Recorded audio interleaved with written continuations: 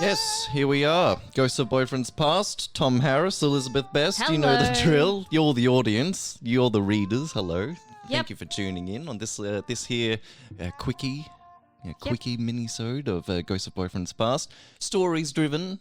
And we've done well to continue this theme of stories from dating in the workplace. I actually like, and I didn't even really plan it, but the story that I have is also about dating in the workplace. Yes, and I have a couple, and I'm loving this as something to mine. Are we idiots for not realizing that, of course, there would be so many people dating in workplaces, Well, like so that's where many you stories. spend most of your Yes. I think it's gross, but that's where we spend most of our daytime hours. Yes. Most of us.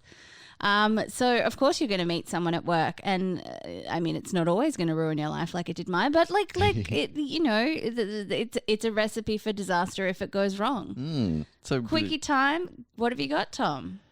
So let's read it. For me, it was a big disaster.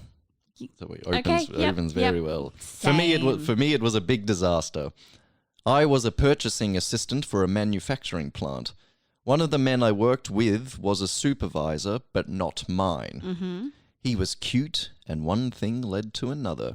The stolen kisses at lunch or in my office were sheer heaven at first. I've got to say that was one thing that was a little bit sexy. Then he started questioning me about talking to someone, i.e. another man in the plant. Nope. And why was I laughing with him? Thank you, Zane. Then he would walk into my office when I was on the phone with a customer, and God forbid I should be laughing or making pleasant conversation. Oh, no. He would get very jealous and accuse me of wanting to sleep with every guy I talked to. There Thank we you go. so much. Yep. Or had contact with. I was a purchasing assistant. That's your job. I had to talk to a lot of people. It was vexing, to say the least. After that horrific experience, I swore I would never date anyone I worked with again, and I haven't. Yes, well Full stop. done. Thank Wow. you. Two dump them buttons in one story. That's Oh my wonderful stuff. Goodness. God, Elizabeth, over to you. All right. Hello. I've been listening to your recent episodes about dating, and I have a quick little story to share. About 10 years ago, I was single and chatting to my mum about the kind of guy that I wanted to date. She said, "Oh, I know a great guy. He sits next to me at work. He's so cute. Should I give him your number?" I thought about it and I said, why not? If my mum approves, then surely the hard work is done, right? He messaged me and we agreed to have dinner the following week. The day beforehand, he messaged and said, "I'd really like to cook for you. I've been doing this great cooking class. Would you like to come to my house and I'll cook for you?" I thought this might be a good option as I was pretty poor at the time. This guy legitimately ticked all the boxes. He owned his own home at the age of 28. He had a good full-time job. He could cook, he could clean, and he was a little bit cute. I went to his place, nice home, good neighborhood, and I packed an overnight bag just in case. On arrival, I was immediately hit with delicious smells and a glass of decent wine. Oh, yeah. I remember thinking to myself how good this guy was and remind myself to say thanks to Mum later. He was great on paper, but our conversation was so beige, and that is capitalized. The only thing we had in common was that we both knew my mum. So how did you meet your mum? Yeah, great. We had very little to talk about, and it was mostly small talk. After dinner, we moved to the lounge, and he started the moves, when a guy uses his best moves to get some action. Yeah. I was young, and I felt like I owed it to him. So I slept with him. And I'll tell you something for free. The sex was as beige as the conversation was. Oh, dear. Now, I mentioned earlier that I packed an overnight bag. Well, I left that in the car and hadn't taken it inside. And I used the fact that, oh no, I don't have any belongings with me, so I can't stay over to get out of there. I hate to admit it, but I soft ghosted him and I did not see him again. The worst part? My mum sat at the desk next to him and had to deal with his weekly questions asking about me. Ooh, Sorry, yeah, Mum. Yeah. Look, mums love you, their child, right? Yes. And they want to hook you up with other people they find in the world. But mums of the world, if it doesn't work out and you have to end up sitting next to the guy that you try to set up with your daughter, deal with it, all right? Yeah. So, I mean, this one's not so much she worked with the guy, but Mum did. Mum and so did. now Mum's stuck with the awkward. And that's what you get for meddling, Mum. Yeah, that's right. Boring beige conversation. Do you know what? I had a date with somebody that was quite beige, and he was so, like, I'm pretty sure I've told this story before. We've been going for 4.5 years. Who knows anymore?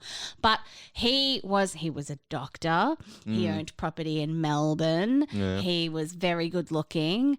Beige. And I said to my mum, Mum, he's just so beige. And she's like, but colourful can come from beige, darling. And I'm like, I will poke my eyes out with ballpoint pens if I have to have another conversation with that man. How do you alter? There was just no zing. When you're dating to date, like the person isn't just incidentally in your life and they can grow on you. It's like, within the first few minutes whether you want to pursue it or not. Curious. I wonder how one becomes more interesting in conversation or be better at it. That's a rhetorical question for the never. Here we go. Sam and I had kitty corner cubicles at work. Hang on. So I think we looked this up before we were online because we were like, what the hell is a kitty corner cubicle? And what it sounds like it is like a little cross and there's like a cubicle on each corner of the cross. Something like kind of thing. Anyway, not that it matters, but that's just a thing. Every day's a school day. We would share Rhapsody playlists, halal cart food, and loving and unrequited stares during long, boring meetings. He had a girlfriend who was still in college, and she would send him funny illustrations that he would post on his cubicle walls. They made me so jealous. But Sam and I continued to be friends. We went to concerts together after work and to the bookstore during lunch breaks. Many moons later, he told me and his girlfriend broke up. I invited him over to my apartment. I should have been excited, but everything felt out of sync. Oof. We watched Love Actually, which was actually terrible. Then we had...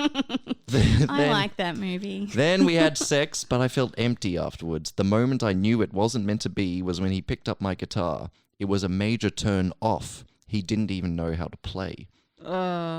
After that moment, I literally... Maybe he's learning. After that moment, I literally stopped speaking to him just because it was so awkward. There had been so much sexual tension between us, but once we hooked up, it all felt meaningless. Eventually, we had a mature conversation about the whole thing, but a few weeks later, he got a new job. I heard he took a $6,000 pay cut. Oh, wow. So a case of two people in the workplace, and there's sort of some eyes and some wanting and some attraction and then they get together and it didn't work. Yeah. Out of sync. It makes me sad when there's a little bit of a fizzle, when there's so much like the situations where the sexual chemistry is so hot that you'd burn your finger on it and then it happens and it's gone cold. That's just disappointing. But I wonder if in those situations, if it's ever magnified by one person by one of you more, is it conflated? You think that it's hot and the other person's just like, hey, Fred from accounting, how you doing? Right. And then when nothing happens and you're like, oh, that was a sizzle. It sizzled out. But maybe it was just one-sided all along. I'm loving these stories from work. I did have someone actually, I'll tell one tiny story before we go, and this is going to have to be me remembering it because I didn't write it down, is that somebody told me that they were in a workplace once and they had assumed that these two co-workers were having an affair because they basically would have lunch together all of the time just like little knowing glances and this and that and the other, but no one ever really did anything about it because one of them was one of the bosses. But they sure had that confirmed when wife came into the office to surprise them, opened the office door and found them making out in the office. And the wife? The wife. Oh, the wife. Yeah, the wife threw The picnic basket that she had, it was such a cliche. She'd bought a picnic for her husband. Guarantee you that she didn't actually want to have a picnic with the husband, and she thought that like, I reckon she knew that he was cheating and kind of went, I'll surprise him with a picnic so that I've got an excuse to go there. But yeah, she threw the picnic basket at his head and walked out. And then security marched that guy out the next day and nobody ever heard from him again. Oh. A twist in the tale. I know. That's all I know from that one. And this person, she's like, it's all hearsay. We watched it happen from the corner of an office, but you know. Gee whiz, delicious stuff. I'll snack on that little story for the rest of the evening. Thank you, Elizabeth, and thank you all for listening to this here little podcast. We're doing pretty good over here on this here show, and it's all thanks to you. You, dear readers at home, you listen every week, you download the show, you share it with others, and it really, really means the earth, the sky, the moon, everything to me and to Liz. Yep. For your continued patronage of this show. Write in stories. If you don't think you've got anything to say, but it's just a little tidbit that makes you laugh, write it in. If it's literally one sentence and a punchline, we want to hear it. If you think it's boring, but it's still a story, we want to hear it. We want to hear your stories about dating at work, dating at school, dating from bars, dating on the apps, dating literally everywhere that one can date. Did you meet someone on an airplane? Did you meet someone on a Kentucky tour? Did you meet someone in the supermarket? Like, I'm sure that's a thing. Did you meet someone at a swingers party, but it wasn't the person you came with? I want to hear the stories. I want to hear all your stories. So please write in ghostsofboyfriendspast@gmail.com. And in the meantime, keep dating, because as we always say on this podcast, every bad date is a great story.